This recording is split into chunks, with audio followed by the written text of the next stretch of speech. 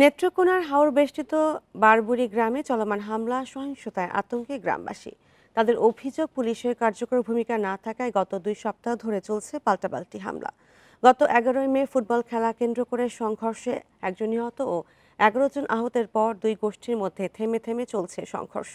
এদিকে হত্যা ও সংঘর্ষের ঘটনায় মামলা হলেও এখনও কাউকে গ্রেপ্তার করেনি পুলিশ। এই ঈদে জামা জুতো অ্যাক্সেসরিজের ডিসকাউন্ট।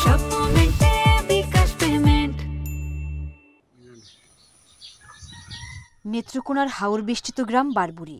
আধিপত্য বিস্তার নিয়ে মানিক মিয়া ও আবুল রায়েসের সমর্থকদের মধ্যে দীর্ঘদিনের বিরোধ। গত 11 মে ফুটবল খেলাকে কেন্দ্র করে দুপক্ষের সংঘর্ষে 12 জন আহত হন। এদের মধ্যে আবুল রায়েসের সমর্থক লাহুত মিয়া 14 মে চিকিৎসাধীন অবস্থায় মারা যান। মৃত্যুর ঘটনায় গ্রামটিতে শুরু হয় হামলা, ভাঙচুর ও লুটপাট। ওরা মোটা নিয়ে একটা ঝামেলা হয়েছিল। পরবর্তীতে ওরা যে লোকটারা মারা গেছে, নিরীহ লোকটা, পরে ওরা যে মাহবুর আছে আর রফিকুল ছাড়া দৌড়ে রাখছে আর মানিকায় পিছন দিয়ে বলম দিয়া গাও দিছে।